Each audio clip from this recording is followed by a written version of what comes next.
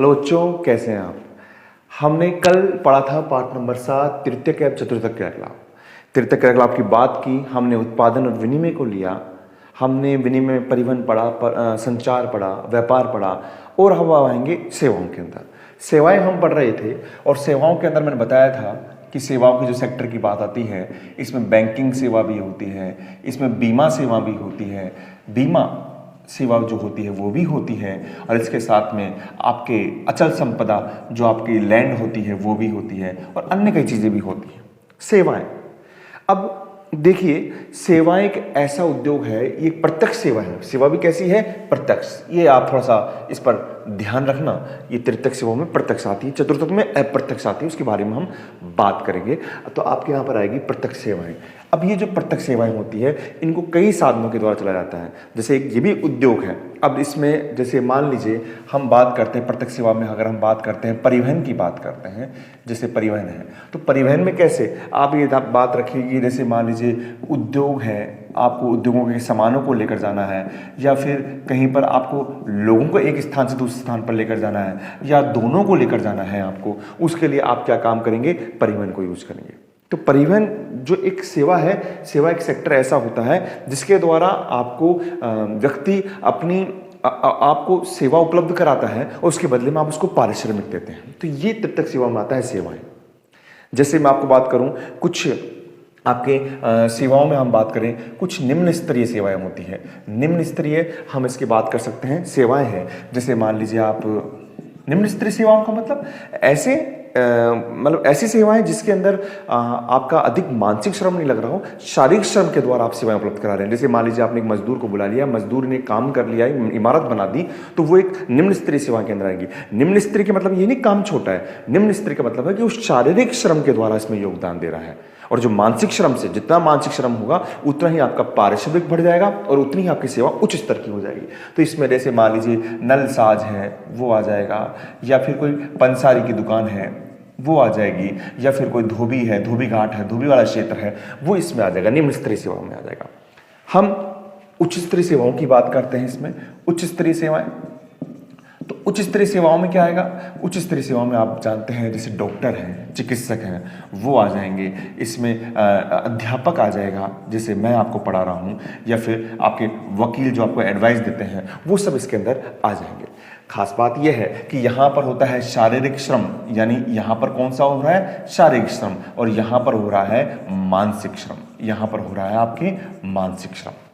और जितना आप निम्न से उच्च स्तरीय सेवाओं में आएंगे, पहली बात तो आपको ये ध्यान रखना है कि जो आपकी तृतीयक व्यवसाय है वो विकसित देशों में ही होता है, लेकिन इसमें भी जितना आप उच्च स्तरीय सेवाओं के अंदर आएंगे उतना ही आपके उस क्षेत्र का, ये मान लीजिए वो नगर नहीं होगा, महानगर होगा, वो उतना ही क्षेत्र विकसित होगा, विकसित में आएगा, जहाँ पर डॉक्टर होंगे, वकील होंगे, यहाँ पर होंगे। लेकिन आप इसको दरकिनार नहीं कर सकते। आप सोचें कि जहाँ पर एक ऐसा जगह हो जहाँ पर अध्यापक हो, डॉक्टर हो, वकील हो, ऐसा एक क्षेत्र की कल्पना करें। नहीं, आपको ये भी चाहिए, आपको नल ठीक करने वाला भी चाहिए, आपको धोबी भी चाहिए, आपको पंसारी भी चाहिए, आपको बिजली कर्मी भी चाहिए, सब मिलकर साथ चलते हैं। ठीक है, तो ये एक निम्न स्तरीय सेवाएं और उच्च स्तरीय सेवाएं। तो सेवाओं का एक साधारण सी परिभाषा होती है कि ऐसी अप्रत्यक्ष सेवाएं जो अन्य व्यक्तियों को तो क्या करती है? वो उपभोग करता है उसे, और बदले में जो उसको पारिश्रमिक देता है उसे हम तृतीयक व्यवसाय के अंतर्गत शामिल करते हैं। जैसे हमने परिवहन में बात किया था, परिवहन में आपने एक दिन देखा होगा कि जैसे कहीं पर भी किसी फैक्ट्री ने कोई सामान बनाया है ना, वो सामान जाता है कहीं पर, बाजार में जाता है, बाजार जाने के बाद उपभोक्ता उसको उपयोग करता है। तो ये सब जब तक वो परिवहन के साधन काम नहीं लगे तब तक उपभोक्ता उस माल का उपभोग नहीं कर पाएगा। तो ये भी एक सेवा के अंदर आ जाता है। वैसे तो हमने उसको विनिमय में पढ़ा था हमने कि परिवहन, व्यापार, संचार, लेकिन वो सेवा का ही एक रूप है। ठीक है, अब आगे जैसे मैं बताया संचार है, संचार भी परिवहन के साधनों पर निर्भर करता है, क्योंकि परिवहन के साधन भी संचार का संचार पथ कहलाता है। ये हमने बात की थी आपसे। जब टेलीफोन आता है, जब आता है, तो परिवहन बिना साधनों के चल रहा है, बिना परिवहन के चल रहा है। वैसे सेवाएं भी परिवहन के साधनों के साथ चलती हैं। और जैसे मान लीजिए आपकी बात करें, कुछ जैसे हम जो बड़े क्षेत्र की बात करते हैं, जैसे परिवहन है, आपके दूर संचार है, इन टेलीफोन की अगर हम बात करें, परिवहन है, दूर संचार है, आपकी जलापूर्ति है, उस क्षेत्र में जल की पूर्ति है, ये सब क्या होती है, सरकार के अधीन होती है। ये ऐसी सेवाएं होती है जो सरकार के अधीन होती है, निगमों के अधीन कर दी जाती है। आपने ये भी देखा होगा कि जैसे मान लीजिए कोई नगर है, तो नगर का जो एक बीच का जो क्षेत्र होता है उसको हम कहते हैं, आप उसको कह सकते हैं केंद्रीय व्यापार क्षेत्र। केंद्रीय व्यापार क्षेत्र, जब आप नगरीय भूगोल पढ़ेंगे आगे तब आपको पता पड़ेगा, इसको सीबीडी भी कहते हैं, सीबीडी भी कहते हैं, हाँ सीबीडी भी कहते हैं, सेंट्रल बिजनेस, है ना। तो ये केंद्रीय व्यापार क्षेत्र होता है। ये ऐसा क्षेत्र होता है जहां पर आपको क्या होता है, बड़े बड़े उद्योग मिलेंगे, काम करने वाले लोग मिलेंगे। तो अगर आप यहाँ पर अगर सेवा होगी तो यहाँ पर आपको जैसे रेस्टोरेंट मिल सकते हैं, रेस्टोरेंट मिल सकते हैं, आपको यहाँ पर सिनेमा हॉल मिल सकते हैं, आपको सिनेमा हॉल मिल सकते हैं, या बड़े बड़े आपको विश्वविद्यालय मिल सकते हैं, आपको यहाँ पर कार्यालय मिल सकते हैं आपको। लेकिन जैसे मान लीजिए आपको खेल के लिए, क्योंकि खेल भी एक तरीके से सेवा है, आपको खेल के लिए जैसे मान लो गोल्फ खेलना है तो वहाँ पर बड़ी ज़मीन की आवश्यकता होती है, क्रिकेट खेलना है वहाँ बड़ी ज़मीन की आवश्यकता होती है, तो वो सस्ती ज़मीनें नगर से बाहर मिलती है, तो वो वहाँ पर मिलेगी आपको, नगर से बाहर मिलेगी आपको। यानी केंद्रीय व्यापार केंद्र के अंदर आपको रेस्टोरेंट, आपको हॉल, आपको बड़े बड़े कार्यालय मिल जाएंगे, आपको मॉल मिल जाएंगे आपको। और जो गोल्फ क्रिकेट है जिसके लिए बड़ी ज़मीन चाहिए सस्ते दाम पे, वो केंद्रीय व्यापार क्षेत्र से बाहर होती है। ये सब सेवाओं का ही हम सेवाओं की ही हम इसमें बात कर रहे हैं। व्यावसायिक सेवाएं भी होती है, जैसे इंजीनियरिंग सेवा की बात करें, हम स्वास्थ्य सेवाओं की बात करें, इस तरह की सेवा होती है। आप इस बात को इससे भी कर सकते हैं कि जैसे ये आपका केंद्रीय व्यापार क्षेत्र है। आप देखिए, आपको पता है कि जो ग्रामीण, जैसे ये मान लीजिए ग्रामीण क्षेत्र है, ग्रामीण क्षेत्र से लोग प्रवास करते हैं और प्रवास करके वहां पर आते हैं। क्यों आते हैं? रोजगार की तलाश में आते हैं। ये आपको मैंने पहले पढ़ाया था कि रोजगार की तलाश में वो यहाँ पर आते हैं और यहाँ पर आकर वो कम वेतन पर इनको सेवाएं देते हैं। किनको? शहर में सेवाएं देते हैं। जैसे माली का काम करते हैं या फिर गार्ड का काम करते हैं, या फिर हम बात कर सकते हैं वो क्या नाम है, माली का काम कर रहे हैं, मोची का काम कर रहे हैं। इस प्रकार की वो सेवाएं यहाँ पर प्रदान कर रहे हैं। ठीक है, तो इसको हम असंगठित वर्ग कहते हैं। ऐसा जो सेवाओं का वर्ग होता है इसको हम असंगठित वर्ग कहते हैं। क्या कहते हैं? असंगठित वर्ग कहते हैं। यानी जब गांवों से लोग रोजगार की तलाश में, जो ज़्यादा कुशल नहीं होते हैं, रोजगार की तलाश में कम वेतन पर शहरी क्षेत्र के अंदर सेवाएं उपलब्ध कराते हैं, सेवाओं की बात चल रही है, सेवाएं उपलब्ध कराते हैं, तो उसे हम असंगठित वर्ग हम इसके अंदर कहते हैं। जैसे आप बात करें, अगर हम कभी आपने देखा होगा मुंबई में एक सेवा क्षेत्र है इसी के तरीके से, जो बाहर के लोगों ने वहाँ पर, क्योंकि ये लोग यहाँ तो रह नहीं सकते, ये लोग काम करते हैं, सेवा करते हैं, फिर बाहर ही या तो नगर के बाहर रहेंगे या वापस गांव चले जाएंगे, क्योंकि यहाँ पर ज़मीन सस्ती मिलती है। तो एक डिब्बे वाला जो है, एक उद्योग है डिब्बे वाला, जो लोगों को वहाँ पर कम से कम 1,75,000 यानी 2.25 लाख लोगों को खाना उपलब्ध कराता है, तो एक डिब्बे वाला है।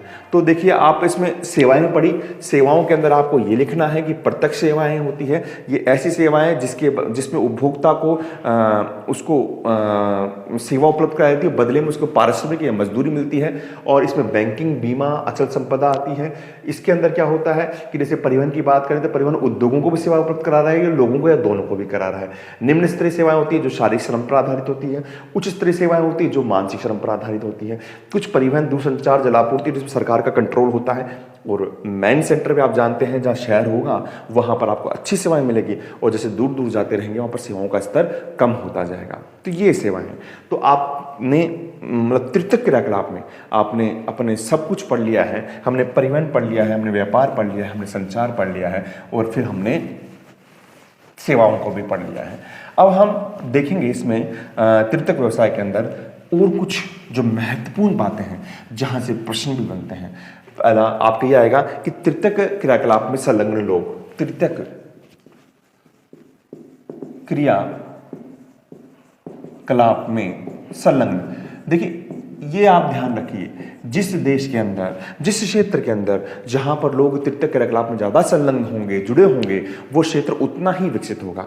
जहां पर तृतीयक क्रियाकलाप में, ये तृतीयक में या प्राथमिक में होंगे, वो क्षेत्र विकासशील क्षेत्र में आएगा। तो यहाँ पर क्या है कि जो विकसित देश होते हैं, जैसे हम यूएसए की बात करें, हम आपके यूरोपियन कंट्री की बात करते हैं, वहां पर लोग तृतीयक क्रियाकलाप में या चतुर्थक में, आगे बात करेंगे हम, इसके अंदर ज़्यादा संलग्न होते हैं, यहाँ पर संलग्न होते हैं। जबकि आपके जो विकासशील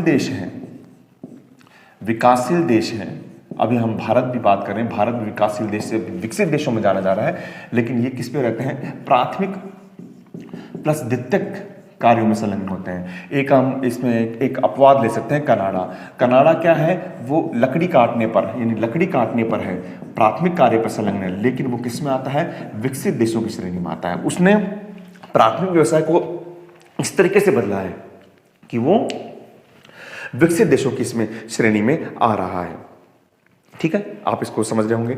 अब हम यहां पर तृतीय क्रियाकलाप में एक लास्ट और अंतिम है, तृतीय क्रियाकलाप में एक व्यवसाय है जो तृतीय क्रियाकलाप का सबसे बड़ा व्यवसाय है, और वो है पर्यटन। इसको लेंगे हम पर्यटन को। पर्यटन भी क्या है? एक सेवा में ही आएगा। परिवहन है, व्यापार है, संचार है। अब आप बात करेंगे सर परिवहन में क्यों नहीं आएगा? देखिए, परिवहन के अंदर तो हम उसका उद्देश्य व्यापार होता है। आप वस्तु को बेचने जा रहे हैं, आपने क्षेत्र से उठाया, माल उठाया, जहां वस्तु निर्मित हो रही है, बाजार पे ले गए और उपभोक्ता तक पहुंचा दिया। लेकिन जब आप ये मान लीजिए, जब आपका यात्रा का उद्देश्य, जब आपकी यात्रा का उद्देश्य आनंद हो, क्या हो? आनंद हो, तो वो जो परिवहन कहलाता है वो कहलाता है पर्यटन कहलाता है। क्या कहलाता है?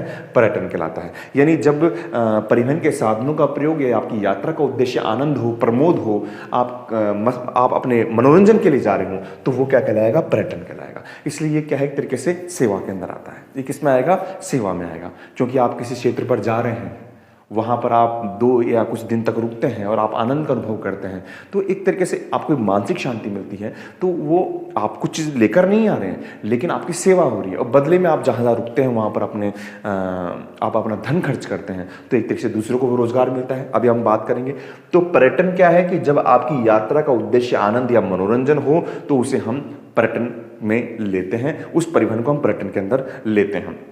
आपको ये जानकर होगा कि पर्यटन जो उद्योग है, पर्यटन उद्योग एक निर्माण उद्योग है। मैंने बताया था, एक विनिर्माण निर्माण, क्योंकि इसके अंदर आपको कोई फैक्ट्रियों का पता नहीं है, इसमें कोई मजदूर काम नहीं करते हैं, इसके अंदर कोई ऐसा नहीं है जो बड़ी बड़ी मशीनें होगी, तो ये निर्माण उद्योग है, ये भी उद्योग में आता है। तो पर्यटन के अंदर क्या है? मैंने आपको बात किया था विनिर्माण और उद्योग में, आपको याद आ रहा होगा। तो द्वितीयक में तो ये क्या है? उद्योग है ना। उद्योग तो सारे चल रहे हैं हमारे, क्योंकि तृतीय क्रियाकलाप भी उद्योग है, चतुर्थक भी उद्योग में आएगा। अब आपके जो पर्यटन है, पर्यटन में एक ऐसा उद्योग है कि यहां पर कुल पंजीकृत आपके पंजीकृत जो रोजगार है, काम करने वाले हैं, और कुल राजस्व है, वो सबसे ज्यादा मिलता है। इस आधार पे ये विश्व का सबसे बड़ा तृतीयक क्रियाकलाप है। विश्व का सबसे बड़ा तृतीयक क्रियाकलाप है। समझ रहे आप? कि कुल पंजीकृत रोजगारों के, यानी सबसे ज्यादा रोजगार दे रहा है, कुल राजस्व के आधार पर ये विश्व का सबसे बड़ा तृतीयक क्रियाकलाप है। सबसे खास बात देखिए आप, जैसे मान लीजिए यहां पर एक पर्यटन की बात करते हैं, यहां पर कोई मंदिर है, हम एक बात करते हैं। अब इस मंदिर के कारण यहाँ पर एक मंदिर है, और मंदिर जब होगा तो लोग यहाँ पर आएंगे। यहाँ पर जब लोग आएंगे तो यहाँ पर क्या करेंगे? वो परिवहन के साधनों का यूज करेंगे, वहाँ पर रुकेंगे, तो यहाँ पर आवास की सुविधा विकसित करनी होगी। यहाँ पर किसकी सुविधा विकसित करनी पड़ेगी? आपको आवास की सुविधा विकसित करनी पड़ेगी, आपको यहाँ पर भोजन की सुविधा विकसित करनी पड़ेगी, आपको यहाँ पर परिवहन के साधनों की सुविधा विकसित करनी पड़ेगी इसके आसपास।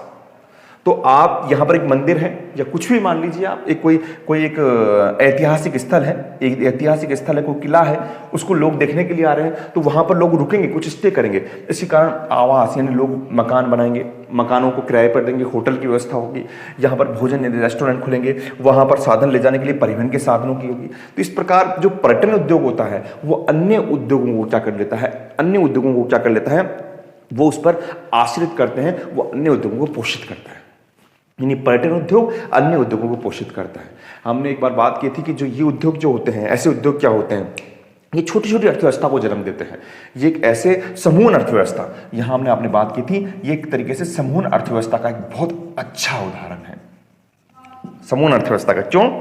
क्योंकि बात पर्यटन की हो रही है, लेकिन ये होटल मैनेजमेंट को, रेस्टोरेंट को, गाड़ियों को, परिवहन को, एक छोटी छोटी अर्थव्यवस्था को लाभ दे रहे हैं। तो समूह अर्थव्यवस्था का एक अच्छा उदाहरण पर्यटन हो सकता है, अन्य अर्थव्यवस्था को पोषण देता है। ये आप समझ गए होंगे। एक प्रश्न बनता है यहां से आता है कि पर्यटन ऋतुनिष्ठ होता है। पर्यटन ऋतुनिष्ठ होता है, समझाएं। पर्यटन ऋतुनिष्ठ होता है। आप खुद देखते हैं कि जब आप खुद इमेजिन कीजिए, कल्पना कीजिए, आप रह रहे हैं, हम भारत में रहते हैं, भारत में गर्मी का जो क्षेत्र रहता है, जब बहुत मई जून में गर्मी होती है तो हमारा मन करता है कि हम ठंडे क्षेत्रों में जाएं। अगर हमारा खर्चा अच्छा होगा, अगर हमारा बजट अच्छा होगा तो हम बाहर चले जाएंगे। हमारा बजट अच्छा नहीं होगा तो हम राजस्थान में माउंट आबू में चल जाएंगे, जहां पर मौसम ठंडा रहता है।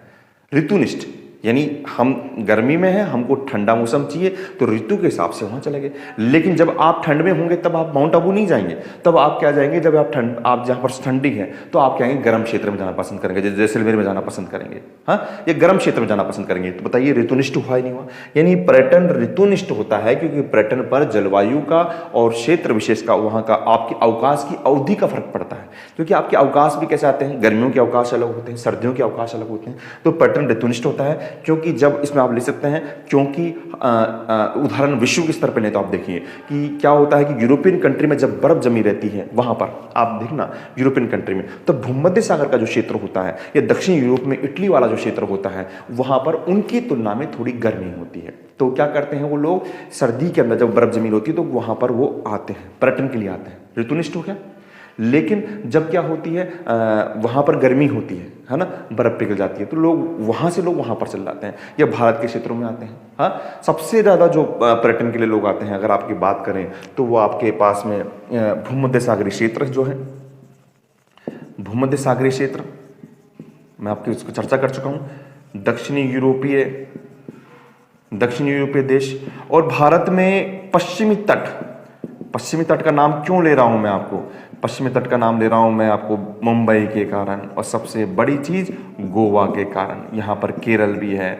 ये जो क्षेत्र ऐसे हैं यहां पर लोग जाते हैं, इसलिए तो आपको पर्यटन ऋतुनिष्ठ होता है। क्यों लिखेंगे आप? पर्यटन ऋतुनिष्ठ होता है क्योंकि पर्यटन के अंदर जो जनसमूह होता है वो अच्छे स्वास्थ्य के लिए वो ऋतु के अनुसार प्रवास करता है, वहां पर जाता है। जैसे हम उदाहरण दे सकते हैं कि हमारे जो यूरोपियन कंट्री के अंदर जब चारों तरफ बर्फ जमी रहती है तो उनकी तुलना में भूमध्य सागरीय देशों में, उत्तरी दक्षिणी यूरोपीय देशों में, भारत में मौसम अच्छा होता है तो लोग वहां पर जाते हैं।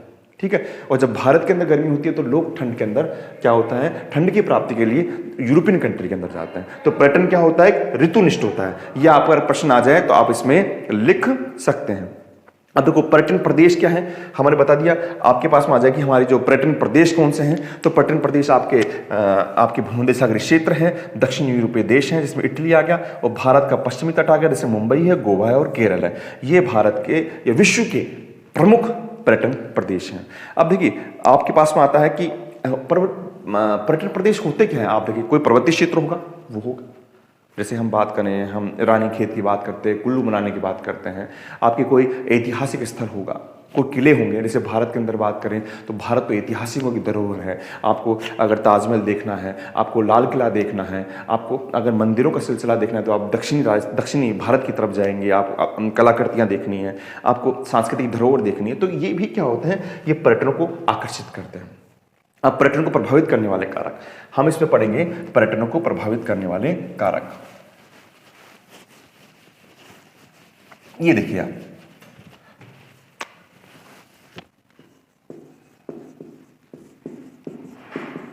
पर्यटन को प्रभावित करने वाले कारक। पहला कारक क्या होगा? पहला कारक होगा मांग। क्या होगा? मांग। मांग किसकी? मांग ऐसी कि अब जो वर्तमान का जीवन इतना ये परेशानी का है कि लोग आराम चाहते हैं, लोग अपने जीवन स्तर में सुधार चाहते हैं। तो जीवन स्तर में सुधार प्लस जीवन स्तर में सुधार, और आप ये कह सकते हैं फुर्सत के समय के कारण, फुर्सत के लिए या मनोरंजन के लिए। आपने अगर यूरोपियन कंट्री में देखा होगा तो वहां लोग 6 महीने काम करते हैं और 3-4 महीना घूमते हैं। वो 6 महीने में इतना कमा लेते हैं, 3-4 महीना घूमते हैं। तो एक ऐसा अब भारत में माहौल बन गया है कि हर साल लोग क्या होते हैं, घूमने के लिए जाते हैं, पर्यटन के लिए जाते हैं। तो एक डिमांड बढ़ गई है कि हमें जीवन स्तर में सुधार है। इसी कारण क्या होता है कि सरकार भी छुट्टियां देती है, या प्राइवेट के अंदर भी क्या होती है, अवकाश मिलते हैं। किसके लिए? भ्रमण के लिए। आपको ये पता हो कि कई गवर्नमेंट ऑफिसेज होते हैं वो विद फैमिली पैकेज देते हैं कि आपको इतने रुपए मिलेंगे, आप साल में अपनी फैमिली को लेकर घूम कर आइए। अगर नहीं घूम कर आएंगे तो उसका पैसा आपको तनख्वाह में मिल जाएगा। तो सरकार भी प्रमोट कर रही है, क्योंकि भागदौड़ की जिंदगी में इतना दबाव है, इतना तनाव है कि सरकार भी क्या कर रही है, इसको प्रमोट कर रही है। तो यहाँ की जो पर्यटन के प्रभावित करने वाली मांग है, तो मांग जो होगी, जब किसी क्षेत्र का विकास होगा, जब किसी व्यक्ति की प्रति व्यक्ति आय बढ़ेगी, तो वो स्वतः ही पर्यटन को की तरफ उसका रुझान हो जाएगा। यानी मांग इसके अंदर सबसे बड़ी जो चीज़ आ जाएगी। मांग के अलावा हम इसमें बात कर सकते हैं परिवहन के साधन। जिस क्षेत्र के परिवहन के साधन जितने अच्छे होंगे, चाहे वो सड़क परिवहन हो, चाहे वो जल हो, चाहे वो वायु हो, तो वो क्या होगा, परिवहन के साधन जितने अच्छे होंगे वहाँ पर पर्यटन का विस्तार उतना ही अच्छा होगा। आपने देखा होगा कि कुछ क्षेत्र होते हैं कि जैसे मान लीजिए आप जयपुर में आए, कहीं पर आए, तो वहाँ पर पैकेज सिस्टम होता है कि जैसे मान लीजिए आप कहीं घूमने जा रहे हैं तो पैकेज कर देंगे कि इतना रुपया लगेगा आपको, और आपको यूरोपियन कंट्री में, सिंगापुर में, हांगकांग में आपको इतने रुपए के अंदर 4 दिन इतने रात आपको घूमने का मौका मिलेगा। तो उसके कारण भी क्या होता है, लोगों को सस्ता पड़ जाता है और लोग घूमने के लिए जाते हैं। तो परिवहन के साधन जितने अच्छे होंगे उससे भी क्या होगा, आपके पर्यटन का रुझान बढ़ेगा। ठीक है, तो आपके ये आ गया, मांग आ गया, परिवहन के साधन हो गया। आपके तीसरा आपका भूदृश्य हो सकता है। भूदृश्य कैसे, कहीं पर झील है, कहीं पर मान लीजिए आपके पर्वतीय क्षेत्र हैं, कहीं पर तालाब हैं। ये क्षेत्र भी क्या करते हैं, आपको पर्यटन के लिए आकर्षित करते हैं। ये क्षेत्र भी क्या करते हैं, आपको पर्यटन के लिए आकर्षित करते हैं। झील है, तालाब है, पर्वत है, तो यहाँ पर लोग क्या होते हैं, घूमने के लिए जाते हैं। आपके समुद्र तट है, तो ये आपके पर्यटन को प्रभावित करने वाले कारक हैं। अब यही पर्यटन के आकर्षण के केंद्र होते हैं। अगर हम पूछें, इसी में प्रश्न आता है कि पर्यटन के प्रभावित करने वाले कारक, और हम चौथा ले सकते हैं इसके अंदर प्रभावित करने वाले कारक में हम ले सकते हैं जलवायु। क्या ले सकते हैं हम, जलवायु। जलवायु में हम क्या कर सकते हैं कि जलवायु में आपको पता हो, मैंने बताया आपको कि जो ठंडे क्षेत्र के जो लोग होते हैं, ठंडे प्रदेश के लोग होते हैं, वो यूरोपियन कंट्री के, वो क्या कर लेते हैं कि शीत ऋतु में भूमध्य सागरीय प्रदेश या दक्षिणी यूरोपियन कंट्री यहाँ पर जाते हैं, क्योंकि इसकी तुलना में मौसम थोड़ा गर्म होता है, तो लोग वहाँ पर घूमने के लिए जाते हैं। तो जलवायु भी इफेक्ट करती है। और उसी प्रकार ही जब यहाँ पर तो एक सर्दियों में आ रहे हैं, और गर्मियों के अंदर क्या होते हैं, भारत के लोग यहाँ पर चल जाते हैं घूमने के लिए। पांचवा आपका भूदृश्य पर निकल लिया, झील, पर्वत, तालाब, समुद्र तट भी आपको प्रदर्शित आपको करते हैं। आपके जो ऐतिहासिक स्थल हैं,